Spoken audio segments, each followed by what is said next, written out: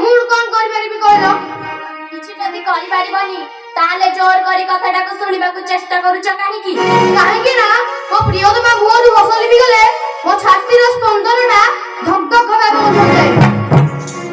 ତମେ ମୋ କଥାକୁ ଖରାପ ଭାବିବନି ତ? ମୁଁ ତୁମ କଥାକୁ କେବେ ଖରାପ ଭାବିଛି ନା ଭାବିବି?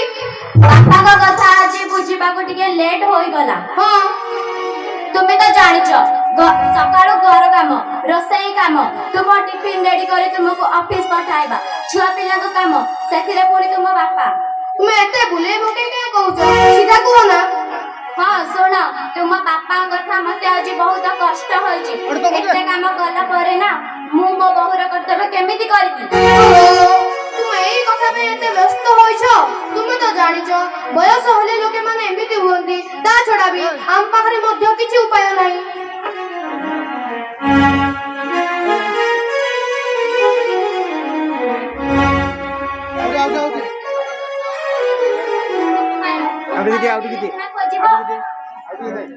ତୁମେ କଣ କହିବାକୁ ଚାହୁଁଛ? ନାଇଁ ମାନେ ମୁଁ କଣ କହୁଥିଲି କି ଏଇ ତୁମ ବାପାଙ୍କୁ ନେଇ ବୃଦ୍ଧାଶ୍ରମ। ଓହୋ, ତୁମେ ବ୍ୟସ୍ତ ହୁଅ ନାହିଁ, ମୋ ବାପାଙ୍କୁ ବୁଝାଇ ଦେଉଛି। ଆଗରୁ ଯଦି ଏହିପରି ହୁଏ ତାହେଲେ ମୋ ବାପାଙ୍କୁ ବୃଦ୍ଧାଶ୍ରମରେ ଛାଡ଼ିବା କଥା।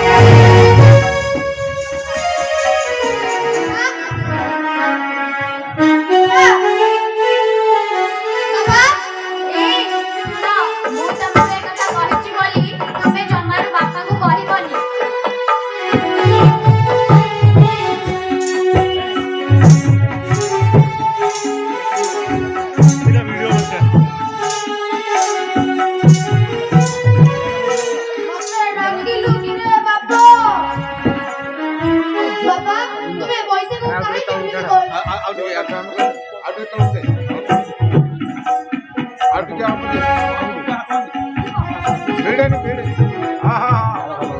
ବାପା, ତୁମେ ବୈଶାଖକୁ କାହିଁକି ଏମିତି କହିଲ?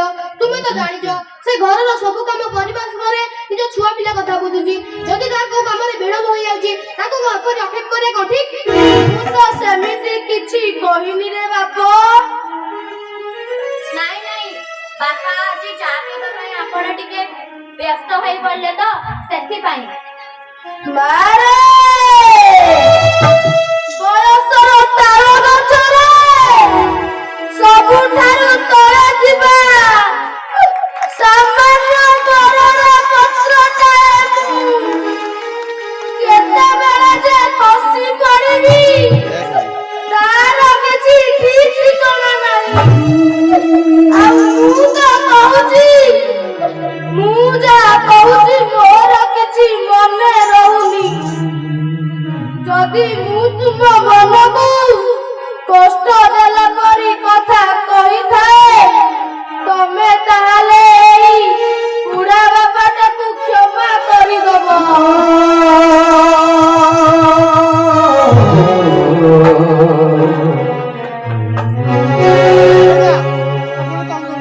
ଏଇ ଦେଖିଲ ମୁଁ କଣ ଟିକେ କହିଦେଲି ଯେ ତୁମ ବାପା ମତେ କ୍ଷମା ମାଗିଲେଣି।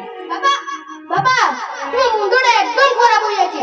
ତୁମେ କଣ ଛୋଟ ପିଲା ହେଇ ରହିଛ? ତମର ଏଇ କଥାବାର୍ତ୍ତା ଯୋଗୁଁ ଘରେ ସଦାବେଳେ ଅଶାନ୍ତି ହେଉଛି। କଣ କହିଲୁ ତୁ? ମୋ ପାଇଁ ଏ ଘରେ ଅଶାନ୍ତି? ଆଉ ନୁହେଁ ବାପା, କଣ ତ କୋଉଠି କେଉଁ କଥା କୁହାଯାଏ ସେଇଟା କଣ ତୁମେ ଜାଣିନ?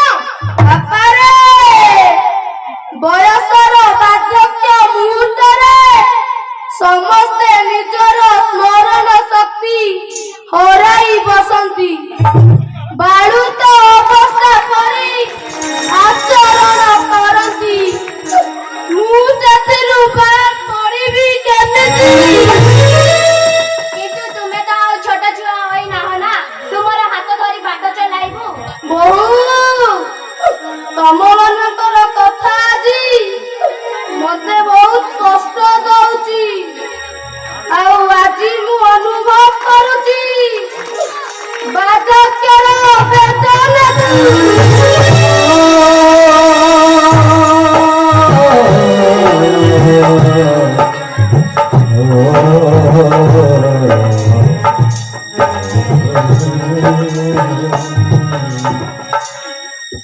ବାପା ତୁମେ ଯଦି ଏପରି ଭାବୁଛ ତାହେଲେ ଏଠି ରହି କଷ୍ଟ ପାଇବା ଅପେକ୍ଷା ମୁଁ ତୁମକୁ କାଲି ବୃଦ୍ଧାଶ୍ରମ ଛାଡି ଆସିବି। ବାରେ ପୁଅ ପାଠ ସାଠ ପଢେଇ ମଣିଷ କରିଥିବା ଏଇ ବୁଢା ବାପଟାକୁ ତୁ ଆଜି ଠିକ ବାଟ ଦେଖେଇଲୁ। କିନ୍ତୁ ତମ ପୁଅ ତ ଯାହା କହୁଛନ୍ତି କିଛି ଭୁଲ କହୁନାହାନ୍ତି, ସେ ତ ତୁମ ମଙ୍ଗଳ ପାଇଁ କହୁଛନ୍ତି। ମାରେ ମୁଁ ତୁମ ମାନଙ୍କର ଅମଙ୍ଗଳ କଥା କେବେ ଚିନ୍ତା କରିନି। ତୁମ ମାନଙ୍କ ଖୁସି ପାଇଁ ସବୁଦିନ ପାଇଁ ଚାଲିଯିବି ବୃଦ୍ଧାଶ୍ରମକୁ। ଚାଲିଯିବି ବୃଦ୍ଧାଶ୍ରମକୁ। ମୁଁ ଯାଉଛି, ତୁମ ବ୍ୟାଗରେ ଲୁଗାପଟା ପ୍ୟାକ୍ କରୁଛି, ତୁମେ ଆସ। ଆରେ ପୁଅ ତୁ କାଇଁ ଏଠି ଠିଆ ହେଲୁ? ଯା ତୋ ଗାଡିଟାକୁ ବାହାର କରିବୁ। ମତେ ବିଦାୟ ଦବା ପାଇଁ ସମସ୍ତେ ଏଠି ତତ୍ପର। ଏଠି ଠିଆ ହେଲେ ବିଳମ୍ବ ହୋଇଯିବନି। ବାବା ଘରକୁ ଆସ, କଣ ଖାଇବି ବାହାରିବ। ପେଟ ତ ପୁରି ଗଲାଣି ରେ ବାପା। ଖାଇବାକୁ ଇଚ୍ଛା ହଉଛି ଯେ ମୁଁ ଖାଇବି। ସବୁବେଳେ ଠାକୁରଙ୍କୁ ପ୍ରାର୍ଥନା କରୁଥିଲି ତୁମେ ମାନେ ଯେତେବେଳେ ବୟସର ବାର୍ଦ୍ଧକ୍ୟ ମୁହୂର୍ତ୍ତରେ ପହଞ୍ଚିବ ତୁମ ପିଲାମାନେ ତୁମ ସହିତ ଏମିତି କିଛି ନ କରନ୍ତୁ। ଆଉ ମୁଁ ଜାଣିନଥିଲି ତାର ଅଂଶୀଦାର ମୁଁ ହେବି ବୋଲି।